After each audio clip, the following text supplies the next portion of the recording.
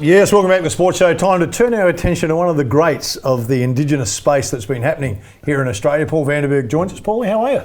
Feels good to be here, brother. How are you? Very good, mate. Now, before Baz gets stuck in here, mate, I've got a couple of questions I need to clear up first, mate. Is it true that you were the first Aboriginal tuna fisherman?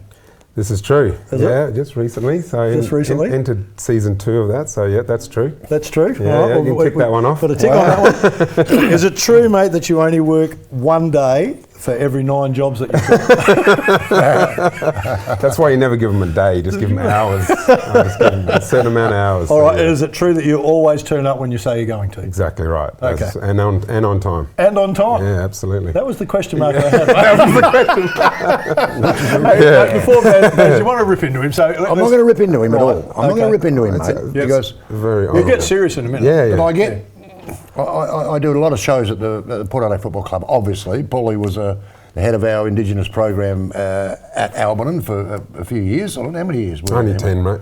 Only 10? Yeah. Okay. That's just good at the just a little decade worth. Attention to details, one of these screens, Paulie. I saw him every now and then. But we ran a show, we used to run a show called The Players Uncut. So we'd get players in, we'd talk about anything bar football. And it was a great night, a fantastic night, well supported by the punters. And we decided we would do an Indigenous night. So get all our Indigenous boys in and do an uncut night with them. Now, I was a bit nervous about that one, but it was brilliant. I think it was our best one. I think so. By a million miles, it was our best one. But not biased. Paul, at the beginning, I know you've set him up here, mate. No. At the beginning of the night, Paulie asked me if he could say a few words on stage. Now, I don't mind that at all, because it gives me the opportunity to shoot them if they make a mistake or whatever. It's a bit of fun, a bit of whatever. So Paulie got up, spoke very, very well, as he always does, to start the night off well. And at the end of the night, he said, at the end of his speech, he said, now, I think because it's an Indigenous night, I think it's only fair that our host tonight, me, goes by his traditional name. Mm. Now, I got all fluffy about that, given I've got an... we gave all of them a name, their totems. We did too, did too. And there were some brilliant ones there as well. But he said our host should go by his traditional name. Now, I got all fluffy about that, and I'm standing there next to Paulie thinking, wow, how good's this? I've got a traditional name. And he said, so folks, please welcome Camel Balls. Now, mate, if you were in that room, people were crying. I was crying. It was just so good. But the aftermath of that... The aftermath, right. ...was the worst, because wherever I went at the footy, I would get, hey, Camel Ball, hey, enough of that. And it still goes on today. It still happens today. You should be very honoured. So you should be very honoured. What he did to me that night was absolutely brilliant. But what we did was we gave Paul he gave all these guys names. Yeah. Can you remember any of them? I think there was Wombat Foot, Turtleback. There was a few, traditional names. They were very traditional. Anyway. Oh, we'll leave it there. Now, Camel Balls. I need to get over to You're starting up a footy academy, mate. Tell us a little bit about that. Yeah, we've probably been running it for a little while under the Port Adelaide umbrella, and then just through COVID and a few things at the club just wanted to scale back, but it sort of allowed us an opportunity to create the foundations, Jindu Foundation, which I'm really proud of at the moment, and transfer some of the programs that we were delivering at Port Adelaide, which is an AFL Academy, so boys and girls, 30 in each, and year one, I guess, through the foundation, probably about year 6 in total. So excited, we have them every Tuesdays. We treat them like a football team, so they get all the sort of football treatments of a game and a high performance part of it, but they probably sometimes don't realise that it's actually an education program, and we kind of reward them for when they're ticking off all the education parts and having 80 to 90% school attendance, which is really important to us. The name Jindu? Jindu is my language from Sejuna, meaning sun. So we just feel like sun was pretty appropriate. And seems a much better name than Camel's Ball. Yeah, that one didn't fly. They didn't fly that one, but so it's exciting. Hey, mate, you're doing a bit of work with the AFL. What's your role with the AFL now? Yeah, so I started with the AFL this year in February as the National Diversity Pathways Manager. There's probably been a bit of a gap. We probably over-index, from an Indigenous context, over-index in terms of having a sort of 11-12% Indigenous people playing. But there were sort of some gaps in the talent programs underneath before our kids got drafted. And so this is a new role that they've sort of developed, and I've stepped into, where I'm trying to create better pathways for Indigenous, multicultural and women to come and get drafted, not only as players but potentially as coaches, umpiring. So I'm talking to Emmanuel Era at the moment about going down an umpiring pathway, so that's pretty cool. Peter Bowl is interested in doing some boundary umpiring. So it's just, and it's not to flood it, it's just to actually create better pathways. The program you started at Port Adelaide, that started with, 4 or 5 schools or something. It grew amazingly, didn't it? It was massive. In fact, it really got too big for Albion Oval.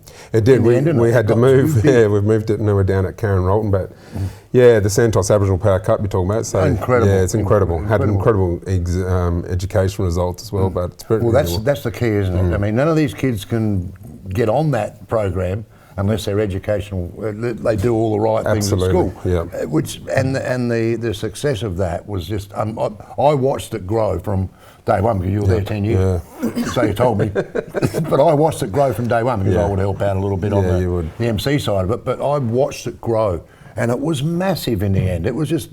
I thought this is going to get too big for our own boots. Yeah. For Albion, it was incredible to see it happen. But these kids, they loved it, didn't they? They love it. They absolutely loved it. Well, as former basketballers, it was really hard to promote basketball, and that's why we created the Aboriginal Basketball Academy, which I've spoken about numerous times on the show. But football, man, so our kids just love footy in South Australia, so it's been a really easy sport to use to engage, and that's how we've used it. Fantastic. Hey, Paul, it's funny you should bring basketball up, mate, because I've got it written down, a question to ask you on the back of Tokyo, of course, and Paddy Mills and the bronze medal, how basketball's captured the public eye again. I was talking to Danny Morsu up on Thursday Island. He does a lot of work up there, and he's talking about building a stadium up there now, because basketball's become that big. Does basketball just sit under that footy umbrella? Yeah, I think so. I think a lot of our kids play it. It's just, again, it comes back to those pathways. I just don't think the pathways are as strong into basketball, and unless you get an opportunity like Paddy, where you're good enough to go to college and go down that path, I think it's really challenging, given the amount of teams that are left now. There's I don't know, it's 10 or 11 now. So you're talking about 120 positions in Australia, so it's not a lot. So and I probably felt like when I played, I was very fortunate, just knew the right people right at the time, and enjoyed my time there. And I think that's probably where I took our programs, is knowing the power of sports and role models and athletes can play in the community space, and that's probably where I took a lot of my concept, is my experiences playing professional basketball. Mate, we talk. And I wanted to play for you, but I wasn't quite good enough. I knew you'd get to that, mate. That's right. Well, they're the camel balls. The name you gave someone who you didn't like, mate. That's right. On a serious note, racism continues to raise its head, and there's different frontiers, and we seem to be slowly understanding it better. There was a sad incident, I guess we'd call it. Tex Walker was involved in it. You were dealing with that this year. It's not good that it happens, but does it open the door for better things to come from that? Yeah, 100%. I think it allows the conversation to continue, and that's probably what we always talk about, is you don't want it just to go away and fizzle out. And it was a pretty bad incident, but I'm all about embracing it, having the conversation, and then helping, and then driving reconciliation forward, and what that looks like. And I spent a bit of time with the Adelaide Football Club and their players, and some really powerful moments came out of that, with the Indigenous players talking to their non-Indigenous teammates about the impact of the incident. But then again, how do we move forward? And that's what it's always been about. I think sports particularly has played a huge role in breaking down barriers. I reckon it can, mate. I don't know whether this is a field that you've touched on, but when I went to school, you had to study American history, and I always wanted to study Australian history. So I'm nearly on the other scale now, saying I'd like us to learn Indigenous history, 100%. Because that is Australian history, but we tend not to. That's right. It's not anywhere, is it? Yeah, really? And it's sometimes. Other than you teaching it or people teaching it, we're way behind on learning that. We are. And it's, I feel like schools and the education department are doing really good. They're in a good space now. And what we're finding is a lot of parents are coming to us saying our kids are coming home with this resources or content that we were never taught, So. It's important, and I just feel there's some things that we can do as a nation that I feel like will be a really great journey for healing, whether it's changing the date of Australia Day, whether it's a flag that we can all unite under one together. whether it's Aboriginal and Torres Strait Islander people being recognised in the Australian Constitution, whether it's more Aboriginal people in Parliament sitting at the table, basically making decisions about Aboriginal. These things I think are small that could really have a big impact on Australia. Mate, quickly, because I know you've got to go, got lots to do. Yeah. To help the academy, is there some way people could get involved in supporting the academy that you've got going? Yeah, I'd love to get online. We've got a website, the Jindu Foundation, G sound but TJ spelling. Yeah, so it'd be great for people to jump online. We're really encouraging non-Aboriginal people to come into this space. We've got opportunities where we create cultural immersion experience, where we take non-Aboriginal executives and people out to remote communities in our program and get a hands-on experience about our culture. And we feel like that helps break down stereotypes and perceptions of Aboriginal people as well. So, yeah, fantastic opportunity for people to get involved. Yeah, I've been out in the communities the last probably 5 or 6 years ago and do a little bit of stuff. And other than being camels balls, I didn't realise. The other thing I didn't realise is there's so many different dialects that's spoken, and the kids were calling me names and stuff. Like, we were having a lot of fun. It was all good fun. And then I actually asked one of the guys, "What's that kid calling me?" It was Dome Head. Dome Head. Dome Head. So, so it's much better than camels balls. I don't know. It's a fun thing. Yeah, it's all in fun, and I reckon if we can learn to embrace it more and have fun with it, and sport is great for that. That's what it provides, doesn't it? That environment. So you've done a great job, mate. I just might ask one question. Do you feel like I felt like I picked you, but Steve left you out. Oh, not the question. Wait, mate. No, sorry, mate.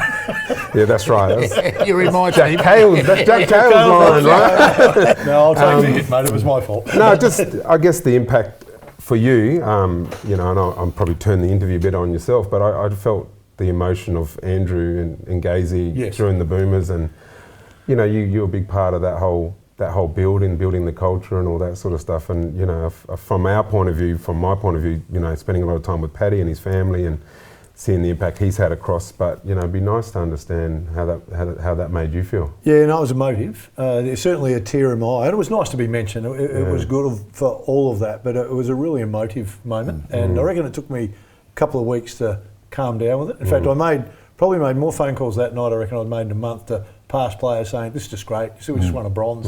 So I think what Paddy and that group did was, other than winning the bronze, was that they welcomed everybody into the brotherhood, and all of a sudden I feel like everyone's re-engaged again. It's a really good time. Very good point. And Paddy's driven that really well with the things he's done in the short time he had back here. So I think he's, and I suppose I'll throw a question back to you, because I feel like so Danny Morsue growing up and Mike Armatt were good mates of mine. Yeah. So I didn't ever really understand the whole racist stuff. I never understood it. Yeah. And I think Paddy's put something out there now where everyone's gone, wow, this is really classy. This is what it's really like. And a lot of hatred and stuff's kind of been watered down, I think. It feels like that to me. Yeah, and sometimes you just need a platform, and I think that's the beauty of what Paddy's been able to use his platform to engage, educate, all that sort of stuff, bring players in. He took them up to Uluru one year, that was fantastic, give them that cultural immersion experience. So, that's what we're all about. Yeah, no, mate, I appreciate your time, mate. Like I say, 9 hats, there's only 7 days in a week. And Scotty was nervous that you wouldn't get here, mate. He thought you weren't coming, but no, we appreciate your time. You're doing a ripping job. So, Thank you, Camel. Paul Vandenberg, our special guest. Back with more in a moment.